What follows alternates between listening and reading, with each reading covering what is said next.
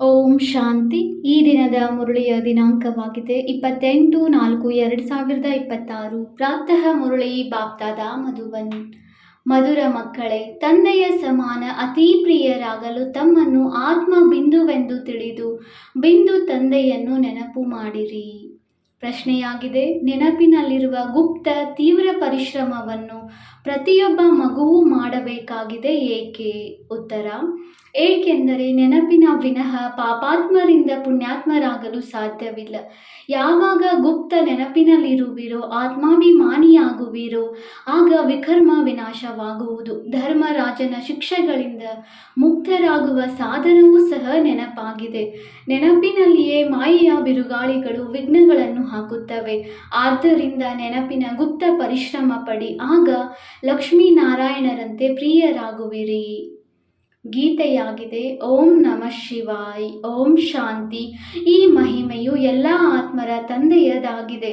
ಭಗವಂತ ಅರ್ಥ ತಂದೆಯನ್ನು ನೆನಪು ಮಾಡಲಾಗುತ್ತದೆ. ಅವರಿಗೆ ಮಾತಾಪಿತ ಎಂದು ಹೇಳುತ್ತಾರಲ್ಲವೇ, ಪರಮಪಿತನೆಂದು ಹೇಳಲಾಗುತ್ತದೆ. ಎಲ್ಲ ಮನುಷ್ಯರಿಗೆ ಪರಮಪಿತನೆಂದು ಹೇಳುತ್ತಾರೆಂದಲ್ಲ, ತಂದೆ ಎಂದು ಲೌಕಿಕ ತಂದೆಗೂ ಹೇಳುತ್ತಾರೆ. ಯಾರಿಗೆ ಲೌಕಿಕ ತಂದೆ ಎಂದು ಹೇಳುವರೋ ಅವರು ಸಹ ಪಾರಲೌಕಿಕ ತಂದೆಯನ್ನು ನೆನಪು ಮಾಡುತ್ತಾರೆ. ವಾಸ್ತವದಲ್ಲಿ ನೆನಪು ಮಾಡುವುದು ಆತ್ಮವಾಗಿದೆ. ಅದು ಲೌಕಿಕ ತಂದೆಯನ್ನು ನೆನಪು ಮಾಡುತ್ತದೆ. ಆ ಆತ್ಮವು ತನ್ನ ರೂಪವನ್ನಾಗಲಿ ಪರಿಚಯವನ್ನಾಗಲಿ ತಿಳಿದುಕೊಂಡಿಲ್ಲ. ಆತ್ಮವು ತನ್ನನ್ನೇ ಅರಿತುಕೊಂಡಿಲ್ಲ ಅಂದ ಮೇಲೆ ಪರಮಾತ್ಮನನ್ನು ಹೇಗೆ ಅರಿತುಕೊಳ್ಳುವುದು? ತಮ್ಮ ಲೌಕಿಕ ತಂದೆಯನ್ನಂತೂ ಎಲ್ಲರೂ ಅರಿತುಕೊಂಡಿರುತ್ತಾರೆ. ಅವರಿಂದ ಆಸ್ತಿಯೂ ಸಿಗುತ್ತದೆ. ಇಲ್ಲದಿದ್ದರೆ ಏಕೆ ನೆನಪು ಮಾಡುವರು? ಪಾರಲೌಕಿಕ ತಂದೆಯಿಂದಲೇ ಅವಶ್ಯವಾಗಿ ಆಸ್ತಿಯೂ ಸಿಗುವುದು. ಓ ಗಾಡ್ ಫಾದರ್ ಎಂದು ಹೇಳುತ್ತಾರೆ. ಅವರಿಂದ ದಯೆ ಕ್ಷಮೆಯನ್ನು ಬೇಡುತ್ತಾರೆ, ಏಕೆಂದರೆ ಪಾಪಗಳನ್ನು ಮಾಡುತ್ತಿರುತ್ತಾರೆ. ಇದು ಸಹ ಡ್ರಾಮಾದಲ್ಲಿ ನಿಗದಿಯಾಗಿದೆ. ಆದರೆ ಆತ್ಮವನ್ನು ಅರಿತುಕೊಳ್ಳುವುದು ಮತ್ತು ಪರಮಾತ್ಮನನ್ನು ಅರಿತುಕೊಳ್ಳುವುದು ಕಷ್ಟದ ವಿಷಯವಾಗಿದೆ. ಸಹಜಕ್ಕಿಂತ ಸಹಜವೂ ಆಗಿದೆ ಮತ್ತು ಕಷ್ಟಕ್ಕಿಂತ ಕಷ್ಟವೂ ಆಗಿದೆ. ಬಲೆ, ಎಷ್ಟೇ ವಿಜ್ಞಾನವನ್ನು ಕಲಿಯಿರಿ, ಅವರು ಚಂದ್ರ ಗ್ರಹದವರೆಗೂ ಹೋಗುತ್ತಾರೆ. ಆದರೂ ಸಹ ಈ ಜ್ಞಾನದ ಮುಂದೆ ಅದು ತುಚ್ಛವಾಗಿದೆ. ತನ್ನನ್ನು ಮತ್ತು ತಂದೆಯನ್ನು ಅರಿತುಕೊಳ್ಳುವುದು ಬಹಳ ಕಷ್ಟವಾಗಿದೆ. ಮಕ್ಕಳು ಯಾರೆಲ್ಲರೂ ತಮ್ಮನ್ನು ಬ್ರಹ್ಮ ಕುಮಾರ ಕುಮಾರಿಯರೆಂದು ಕರೆಸಿಕೊಳ್ಳುವರೋ ಅವರು ತಮ್ಮನ್ನು ಆತ್ಮನಿಶ್ಚಯ ಮಾಡಿಕೊಳ್ಳಿ. ನಾನಾತ್ಮ ಬಿಂದುವಾಗಿದ್ದೇನೆ, ನಮ್ಮ ತಂದೆಯೂ ಬಿಂದುವಾಗಿದ್ದಾರೆ ಎಂಬುದನ್ನು ಮರೆತು ಹೋಗುತ್ತಾರೆ. ಇದು ಕಷ್ಟದ ವಿಷಯವಾಗಿದೆ. ನಾನು ಆತ್ಮನೆಂಬುದನ್ನು ಮರೆತು ಹೋಗುವ ಕಾರಣ ತಂದೆಯನ್ನು ನೆನಪು ಮಾಡುವುದು ಮರೆತು ಹೋಗುತ್ತಾರೆ. ಆತ್ಮಾಭಿಮಾನಿಗಳಾಗುವ ಅಭ್ಯಾಸವಿಲ್ಲ. ಆತ್ಮವು ಬಿಂದುವಾಗಿದೆ. ಅದರಲ್ಲಿಯೇ 84 ಜನ್ಮಗಳ ಪಾತ್ರವು ನಿಗದಿಯಾಗಿದೆ. ಅದನ್ನು ಆತ್ಮವು ಭಿನ್ನ ಭಿನ್ನ ಶರೀರಗಳನ್ನು ತೆಗೆದುಕೊಂಡು ಪಾತ್ರವನ್ನು ಅಭಿನಯಿಸುತ್ತಿದ್ದೇನೆ ಎಂಬುದೇ ಪದೇ ಪದೇ ಮರೆತು ಹೋಗುತ್ತದೆ. ಮುಖ್ಯವಾಗಿ ಇದೇ ತಿಳಿದುಕೊಳ್ಳುವ ಮಾತಾಗಿದೆ. ಆತ್ಮ ಮತ್ತು ಪರಮಾತ್ಮನನ್ನು ತಿಳಿದುಕೊಳ್ಳದೆ ಉಳಿದಿಲ್ಲ. ಜ್ಞಾನವು ಎಲ್ಲರ ಬುದ್ಧಿಯಲ್ಲಿಯೂ ಇರುತ್ತದೆ. ನಾವು 84 ಜನ್ಮಗಳನ್ನು ತೆಗೆದುಕೊಳ್ಳುತ್ತೇವೆ. ಸೂರ್ಯವಂಶಿ ಚಂದ್ರವಂಶಿ ಆಗುತ್ತೇವೆ. ಈ ಚಕ್ರವಂತೂ ಸಹಜವಾಗಿದೆ. ಆದರೆ ತಮ್ಮನ್ನು ಆತ್ಮನಿಶ್ಚಯ ಮಾಡಿಕೊಂಡು ತಂದೆಯನ್ನು ನೆನಪು ಮಾಡುವುದರಲ್ಲಿ ಎಷ್ಟು ಲಾಭವಿದೆಯೋ ಅಷ್ಟು ಕೇವಲ ಚಕ್ರವನ್ನು ಅರಿತುಕೊಳ್ಳುವುದರಿಂದ ಲಾಭವಾಗುವುದಿಲ್ಲ. ನಾನಾತ್ಮನು ನಕ್ಷತ್ರ ಮಾದರಿಯಾಗಿದ್ದೇನೆ. ಮತ್ತೆ ತಂದೆಯೂ ಸಹ ನಕ್ಷತ್ರ ಅತೀ ಸೂಕ್ಷ್ಮನಾಗಿದ್ದಾರೆ. ಅವರೇ ಸದ್ಗತಿದಾತನಾಗಿದ್ದಾರೆ. ಅವರನ್ನು ನೆನಪು ಮಾಡುವುದರಿಂದಲೇ ವಿಕರ್ಮವು ವಿನಾಶವಾಗುವುದು. ಈ ವಿಧಿಯಿಂದ ಯಾರೂ ನಿರಂತರ ನೆನಪು ಮಾಡುವುದಿಲ್ಲ, ಆತ್ಮಾಭಿಮಾನಿಗಳು ಆಗಿರುವುದಿಲ್ಲ. ಇದು ಪದೇ ಪದೇ ನೆನಪಿರಲಿ. ನಾನು ಆತ್ಮನಾಗಿದ್ದೇನೆ. ತಂದೆಯ ಆದೇಶವಾಗಿದೆ. ನನ್ನನ್ನು ನೆನಪು ಮಾಡಿದರೆ ವಿಕರ್ಮವು ವಿನಾಶವಾಗುವುದು. ನಾನು ಬಿಂದುವಾಗಿದ್ದೇನೆ. ಇಲ್ಲಿ ಬಂದು ಪಾತ್ರಧಾರಿಯಾಗಿದ್ದೇನೆ. ನನ್ನಲ್ಲಿ ಪಂಚವಿಕಾರಗಳ ತುಕ್ಕು ಹಿಡಿದಿದೆ. ತಮೋ ಪ್ರಧಾನವಾಗಿದ್ದೇನೆ. ಈಗ ಸತೋ ಪ್ರಧಾನ ಪ್ರಪಂಚಕ್ಕೆ ಹೋಗಬೇಕಾಗಿದೆ. ಆದ್ದರಿಂದ ತಂದೆಯನ್ನು ಬಹಳ ಪ್ರೀತಿಯಿಂದ ನೆನಪು ಮಾಡಬೇಕಾಗಿದೆ. ಈ ರೀತಿಯಿಂದ ತಂದೆಯನ್ನು ನೆನಪು ಮಾಡಿದಾಗ ತುಕ್ಕು ಕಳೆಯುವುದು. ಇದೇ ಪರಿಶ್ರಮವಿದೆ. ಸರ್ವೀಸ್ನ ಸಮಾಚಾರವನ್ನಂತೂ ಬಹಳ ಹೇಳುತ್ತಾರೆ. ಇಂದು ಈ ಸರ್ವೀಸ್ ಮಾಡಿದೆವು, ಅನೇಕರು ಪ್ರಭಾವಿತರಾದರು ಎಂದು. ಆದರೆ ಶಿವ ತಂದೆಯು ತಿಳಿದುಕೊಳ್ಳುತ್ತಾರೆ, ಆತ್ಮ ಮತ್ತು ಪರಮಾತ್ಮನ ಜ್ಞಾನದಲ್ಲಿ ಅವರು ಸ್ವಲ್ಪವೂ ಪ್ರಭಾವಿತರಾಗಲಿಲ್ಲ. ಭಾರತವು ಹೇಗೆ ಸ್ವರ್ಗ ಮತ್ತು ನರಕವಾಗುತ್ತದೆ, ಹೇಗೆ 84 ಜನ್ಮಗಳನ್ನು ತೆಗೆದುಕೊಳ್ಳುತ್ತೇವೆ, ಸತೋ ರಜೋ ತಮೋದಲ್ಲಿ ಹೇಗೆ ಬರುತ್ತೇವೆ. ಕೇವಲ ಇದನ್ನು ಕೇಳಿ ಪ್ರಭಾವಿತರಾಗುತ್ತಾರೆ. ಪರಮಾತ್ಮ ನಿರಾಕಾರನೆಂಬುದನ್ನು ತಿಳಿದುಕೊಳ್ಳುತ್ತಾರೆ. ಆದರೆ ನಾನು ಆತ್ಮನಾಗಿದ್ದೇನೆ, ನನ್ನಲ್ಲಿ 84 ಜನ್ಮಗಳ ಪಾತ್ರವು ಅಡಕವಾಗಿದೆ. ತಂದೆಯು ಬಿಂದುವಾಗಿದ್ದಾರೆ, ಅವರಲ್ಲಿ ಸಂಪೂರ್ಣ ಜ್ಞಾನವಿದೆ, ಅದನ್ನು ನೆನಪು ಮಾಡಬೇಕಾಗಿದೆ. ಈ ಮಾತುಗಳನ್ನು ಯಾರೂ ತಿಳಿದುಕೊಳ್ಳುವುದಿಲ್ಲ, ಮುಖ್ಯ ಮಾತನ್ನೇ ತಿಳಿದುಕೊಳ್ಳುವುದಿಲ್ಲ. ವಿಶ್ವದ ಚರಿತ್ರೆ ಭೂಗೋಳದ ಜ್ಞಾನವನ್ನು ತಂದೆಯೇ ತಿಳಿಸುತ್ತಾರೆ. ವಿಶ್ವದ ಚರಿತ್ರೆ ಭೂಗೋಳವಿರಬೇಕು ಎಂಬುದನ್ನು ಸರ್ಕಾರವು ಬಯಸುತ್ತದೆ. ಇವಂತೂ ಅದಕ್ಕಿಂತಲೂ ಸೂಕ್ಷ್ಮ ಮಾತುಗಳಾಗಿವೆ. ಆತ್ಮವೆಂದರೇನು, ಅದರಲ್ಲಿ ಹೇಗೆ 84 ಜನ್ಮಗಳ ಪಾತ್ರವಿದೆ, ಅದು ಅವಿನಾಶಿಯಾಗಿದೆ. ಇದನ್ನು ನೆನಪು ಮಾಡುವುದು ತನ್ನನ್ನು ಬಿಂದುವೆಂದು ತಿಳಿದುಕೊಳ್ಳುವುದು ಮತ್ತು ತಂದೆಯನ್ನು ನೆನಪು ಮಾಡುವುದರಿಂದಲೇ ವಿಕರ್ಮಗಳು ವಿನಾಶವಾಗುವುದು. ಈ ಯೋಗದಲ್ಲಿ ಯಾರೂ ತತ್ಪರರಾಗಿರುವುದಿಲ್ಲ. ಈ ನೆನಪಿನಲ್ಲಿ ಇದ್ದಿದ್ದೆಯಾದರೆ ಬಹಳ ಪ್ರಿಯರಾಗುವರು. ಈ ಲಕ್ಷ್ಮೀನಾರಾಯಣರನ್ನು ನೋಡಿ ಎಷ್ಟು ಪ್ರಿಯರಾಗಿದ್ದಾರೆ. ಇಲ್ಲಿನ ಮನುಷ್ಯರನ್ನು ನೋಡಿ ಹೇಗಿದ್ದಾರೆ. ಅವರೇ ಸ್ವಯಂ ಹೇಳುತ್ತಾರೆ, ನಮ್ಮಲ್ಲಿ ಯಾವುದೇ ಗುಣವಿಲ್ಲ, ನಾವು ಮಲೇಚ್ಛರಾಗಿದ್ದೇವೆ, ತಾವು ಸ್ವಚ್ಛವಾಗಿದ್ದೀರಿ ಎಂದು. ಆದರೆ ಯಾವಾಗ ತಮ್ಮನ್ನು ಆತ್ಮ ನಿಶ್ಚಯ ಮಾಡಿಕೊಂಡು ತಂದೆಯನ್ನು ನೆನಪು ಮಾಡುವರೋ ಆಗ ಸಫಲತೆಯು ಸಿಗುವುದು. ಇಲ್ಲದಿದ್ದರೆ ಸಫಲತೆಯು ಕಡಿಮೆ ಸಿಗುತ್ತದೆ. ನಮ್ಮಲ್ಲಿ ಬಹಳಷ್ಟು ಜ್ಞಾನವಿದೆ. ವಿಶ್ವದ ಚರಿತ್ರೆ ಭೂಗೋಳವನ್ನು ಅರಿತುಕೊಂಡಿದ್ದೇವೆ ಎಂದು ತಿಳಿಯುತ್ತಾರೆ.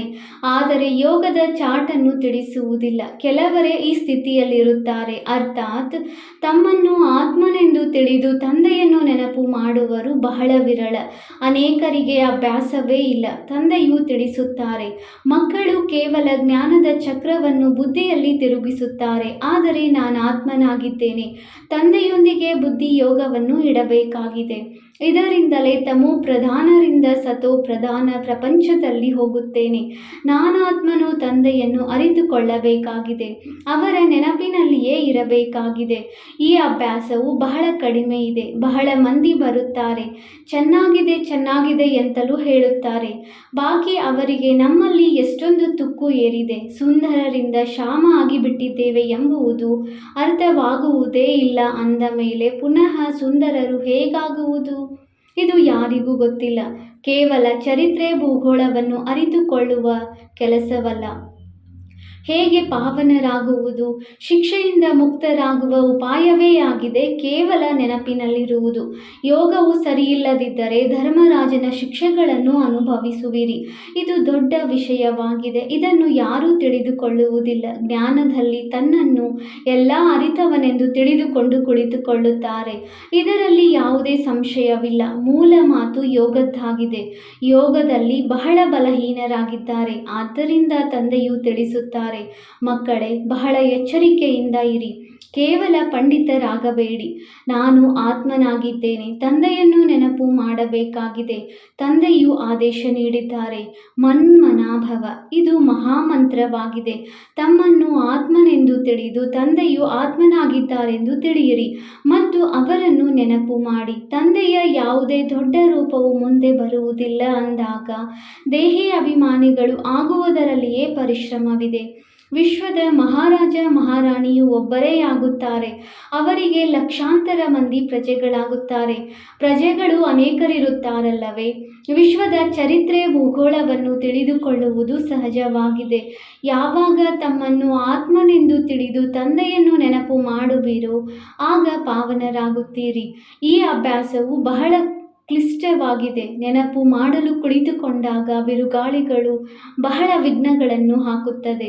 ಕೆಲವರು ಅರ್ಧ ಗಂಟೆಯ ಸಮಯವು ಏಕರಸವಾಗಿ ನೆನಪಿನಲ್ಲಿ ಕುಳಿತುಕೊಳ್ಳುವುದು ಬಹಳ ವಿರಳ.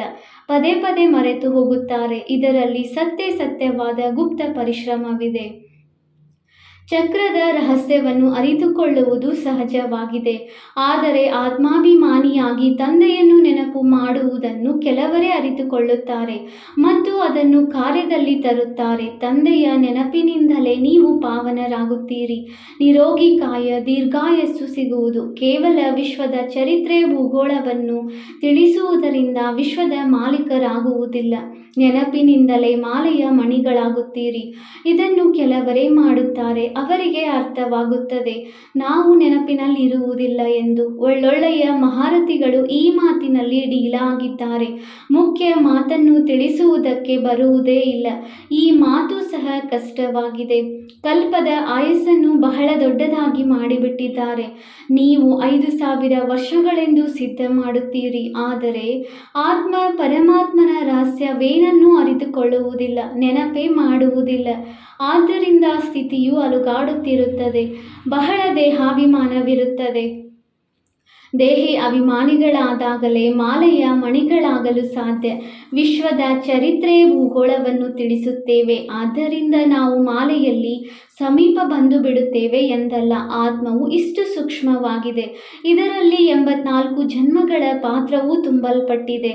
ಈ ಮಾತನ್ನು ಮೊಟ್ಟ ಮೊದಲು ಬುದ್ಧಿಯಲ್ಲಿ ತರಬೇಕಾಗಿದೆ ಮತ್ತು ಚಕ್ರವನ್ನು ನೆನಪು ಮಾಡಬೇಕಾಗಿದೆ.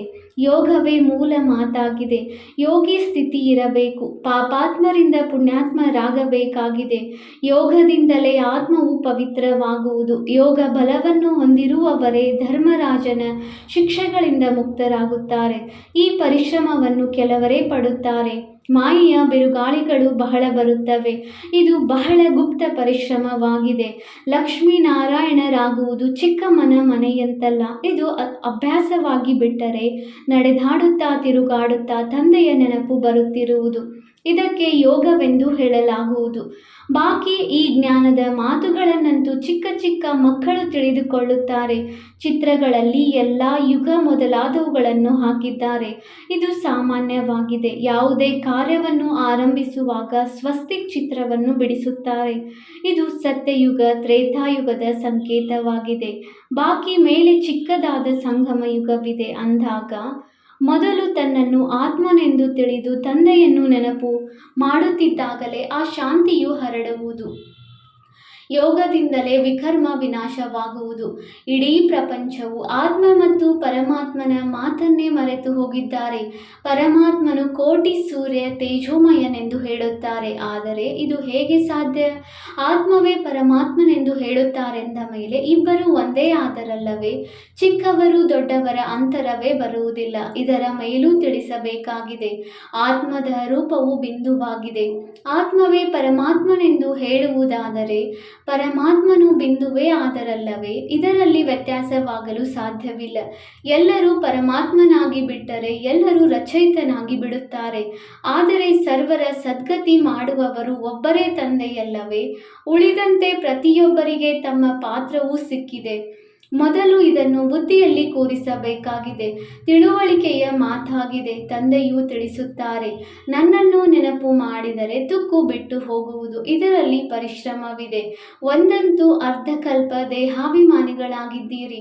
ಸತ್ಯಯುಗದಲ್ಲಿ ಆತ್ಮಾಭಿಮಾನಿಯಾಗಿದ್ದರೂ ಸಹ ತಂದೆಯನ್ನು ಅರಿತುಕೊಂಡಿರುವುದಿಲ್ಲ. ಜ್ಞಾನವು ತಿಳಿದಿರುವುದಿಲ್ಲ. ಈ ಸಮಯದಲ್ಲಿ ನಿಮಗೆ ಯಾವ ಜ್ಞಾನ ಸಿಗುತ್ತಿದೆಯೋ ಇದು ಪ್ರಾಯಲೋಪವಾಗಿ ಬಿಡುತ್ತದೆ. ಅಲ್ಲಿ ಕೇವಲ ನಾನಾತ್ಮನು ಒಂದು ಶರೀರವನ್ನು ಬಿಟ್ಟು ಇನ್ನೊಂದನ್ನು ತೆಗೆದುಕೊಳ್ಳುತ್ತೇನೆ, ಪಾತ್ರವನ್ನು ಅಭಿನಯಿಸುತ್ತೇನೆ ಎಂಬುದಷ್ಟೇ ತಿಳಿದಿರುತ್ತದೆ. ಇದರಲ್ಲಿ ಚಿಂತೆಯ ಮಾತೇನಿದೆ? ಪ್ರತಿಯೊಬ್ಬರೂ ತಮ್ಮ ತಮ್ಮ ಪಾತ್ರವನ್ನು ಅಭಿನಯಿಸಬೇಕಾಗಿದೆ. ಅಳುವುದರಿಂದೇನಾಗುವುದು? ಇದನ್ನು ತಿಳಿಸಬೇಕಾಗಿದೆ. ಒಂದು ವೇಳೆ ಸ್ವಲ್ಪ ತಿಳಿದುಕೊಂಡರೂ ಸಹ ಶಾಂತಿ ಬಂದು ಬಿಡುವುದು. ತಾನು ತಿಳಿದುಕೊಂಡರೆ ಅನ್ಯರಿಗೂ ತಿಳಿಸುವರು. ವೃದ್ಧರು ಸಹ ತಿಳಿಸುತ್ತಾರೆ. ಅಳುವುದರಿಂದ ಏನು ಹಿಂತಿರುಗಿ ಬರುವರೆ? ಆತ್ಮವು ಶರೀರವನ್ನು ಬಿಟ್ಟು ಹೋಯಿತು. ಇದರಲ್ಲಿ ಅಳುವ ಮಾತೇನಿದೆ? ಕೆಲವರು ಜ್ಞಾನವಿಲ್ಲದವರು ಈ ರೀತಿ ತಿಳಿದುಕೊಳ್ಳುತ್ತಾರೆ. ಆದರೆ ಆತ್ಮ ಮತ್ತು ಪರಮಾತ್ಮನೆಂದರೆ ಯಾರು ಎಂಬುದೇ ತಿಳಿದುಕೊಂಡಿರುವುದಿಲ್ಲ. ಆತ್ಮದಲ್ಲಿಯೇ ತುಕ್ಕು ಹಿಡಿದಿದೆ, ಆದರೆ ಅವರು ಆತ್ಮವು ನಿರ್ಲೇಪವೆಂದು ತಿಳಿದುಕೊಳ್ಳುತ್ತಾರೆ. ಇವು ಬಹಳ ಸೂಕ್ಷ್ಮ ಮಾತುಗಳಾಗಿವೆ. ತಂದೆಗೆ ಗೊತ್ತಿದೆ, ಬಹಳ ಮಕ್ಕಳು ನೆನಪಿನಲ್ಲಿರುವುದಿಲ್ಲ. ಕೇವಲ ಅನ್ಯರಿಗೆ ತಿಳಿಸುವುದರಿಂದ ಏನಾಗುವುದು? ಬಹಳ ಪ್ರಭಾವಿತರಾದರು. ಇದರಿಂದ ಅವರ ಕಲ್ಯಾಣವಾಯಿತೆ? ಆತ್ಮ ಪರಮಾತ್ಮನ ಪರಿಚಯ ಸಿಕ್ಕಿದಾಗಲೇ ತಿಳಿದುಕೊಳ್ಳುವರು. ಅವಶ್ಯವಾಗಿ ನಾವು ಅವರ ಮಕ್ಕಳಾಗಿದ್ದೇವೆ. ತಂದೆಯೇ ಪತಿತ ಪಾವನನಾಗಿದ್ದಾರೆ. ಬಂದು ನಮ್ಮನ್ನು ದುಃಖದಿಂದ ಬಿಡಿಸುತ್ತಾರೆ. ಅವರು ಸಹ ಬಿಂದುವಾಗಿದ್ದಾರೆ. ಆದ್ದರಿಂದ ತಂದೆಯನ್ನು ನಿರಂತರ ನೆನಪು ಮಾಡಬೇಕಾಗಿದೆ. ಬಾಕಿ ಚರಿತ್ರೆ ಭೂಗೋಳವನ್ನು ತಿಳಿದುಕೊಳ್ಳುವುದು ಯಾವುದೇ ದೊಡ್ಡ ಮಾತಲ್ಲ. ಬಲೆ ತಿಳಿದುಕೊಳ್ಳುವುದಕ್ಕಾಗಿ ಬರುತ್ತಾರೆ, ಆದರೆ ನಾನು ಆತ್ಮನಾಗಿದ್ದೇನೆ ಎಂಬ ಸ್ಥಿತಿಯಲ್ಲಿ ತತ್ಪರರಾಗಿರಬೇಕು. ಇದರಲ್ಲಿಯೇ ಪರಿಶ್ರಮವಿದೆ. ಆತ್ಮ ಪರಮಾತ್ಮನ ಮಾತನ್ನು ನಿಮಗೆ ತಂದೆಯೇ ಬಂದು ತಿಳಿಸುತ್ತಾರೆ. ಸೃಷ್ಟಿ ಚಕ್ರವಂತೂ ನಿಮಗೆ ಬಹಳ ಸಹಜವಾಗಿದೆ. ಎಷ್ಟು ಸಾಧ್ಯವೋ ಹೇಳುತ್ತಾ ಕುಳಿತುಕೊಳ್ಳುತ್ತಾ ಆತ್ಮಾಭಿಮಾನಿಯಾಗುವ ಪರಿಶ್ರಮ ಪಡಬೇಕಾಗಿದೆ. ಆತ್ಮಾಭಿಮಾನಿಗಳು ಬಹಳ ಶಾಂತವಾಗಿರುತ್ತಾರೆ. ನಾನು ಶಾಂತಿಯ ಆಳದಲ್ಲಿ ಹೋಗಬೇಕಾಗಿದೆ. ನಿರಾಕಾರಿ ಪ್ರಪಂಚದಲ್ಲಿ ಹೋಗಿ ವಿರಾಜಮಾನನಾಗಬೇಕಾಗಿದೆ. ನನ್ನ ಪಾತ್ರವು ಈಗ ಮುಕ್ತಾಯವಾಯಿತೆಂದು ತಿಳಿಯುತ್ತಾರೆ. ತಂದೆಯ ರೂಪವು ಚಿಕ್ಕ ಬಿಂದುವೆಂದು ತಿಳಿಯುತ್ತಾರೆ. ಅವರೇನು ದೊಡ್ಡ ಲಿಂಗದ ರೂಪದಲ್ಲಿಲ್ಲ. ತಂದೆಯು ಬಹಳ ಸೂಕ್ಷ್ಮವಾಗಿದ್ದಾರೆ. ಅವರು ಜ್ಞಾನಸಾಗರ, ಸರ್ವರ ಸದ್ಗತಿದಾತನಾಗಿದ್ದಾರೆ. ನಾನು ಆತ್ಮನೂ ಸಹ ಜ್ಞಾನಪೂರ್ಣನಾಗುತ್ತಿದ್ದೇನೆ. ಯಾವಾಗ ಈ ರೀತಿಯ ಚಿಂತನೆ ನಡೆಯುವುದೋ ಆಗಲೇ ಶ್ರೇಷ್ಠ ಪದವಿಯನ್ನು ಪಡೆಯುವರು. ಇಡೀ ಪ್ರಪಂಚದಲ್ಲಿ ಆತ್ಮ ಮತ್ತು ಪರಮಾತ್ಮನನ್ನು ಯಾರೂ ತಿಳಿದುಕೊಂಡಿಲ್ಲ. ನೀವು ಬ್ರಾಹ್ಮಣರು ಈಗ ಹೋಗಬೇಕಾಗಿದೆ. ಸನ್ಯಾಸಿಗಳು ತಿಳಿದುಕೊಂಡಿಲ್ಲ, ಬಂದು ತಿಳಿದುಕೊಳ್ಳುವುದೂ ಇಲ್ಲ. ಅವರೆಲ್ಲರೂ ತಮ್ಮ ತಮ್ಮ ಧರ್ಮಗಳಲ್ಲಿಯೇ ಬರುವವರಿದ್ದಾರೆ. ಎಲ್ಲ ಲೆಕ್ಕಾಚಾರಗಳನ್ನು ಮುಗಿಸಿ ಹೊರಟು ಹೋಗುತ್ತಾರೆ. ನೀವೇ ಈ ಪರಿಶ್ರಮ ಪಡುವುದರಿಂದ ತಂದೆಯಿಂದ ಆಸ್ತಿಯು ಸಿಗುವುದು. ಈಗ ಪುನಃ ದೇಹಿ ಅಭಿಮಾನಿಗಳು ಆಗಬೇಕಾಗಿದೆ. ಆತ್ಮದಲ್ಲಿಯೇ ಮನಸ್ಸಿದೆಯಲ್ಲವೇ? ಆತ್ಮವೇ ಮನಸ್ಸನ್ನು ತಂದೆಯೊಂದಿಗೆ ಜೋಡಿಸಬೇಕಾಗಿದೆ. ಮನಸ್ಸು ಶರೀರದಲ್ಲಿಲ್ಲ. ಶರೀರಕ್ಕೆ ಎಲ್ಲ ಸ್ಥೂಲ ಕರ್ಮೇಂದ್ರಿಯಗಳಿವೆ. ಮನಸ್ಸನ್ನು ಜೋಡಿಸುವುದು ಇದು ಆತ್ಮನ ಕರ್ತವ್ಯವಾಗಿದೆ.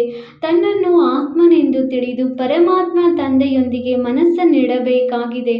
ಆತ್ಮವು ಅತಿ ಸೂಕ್ಷ್ಮವಾಗಿದೆ.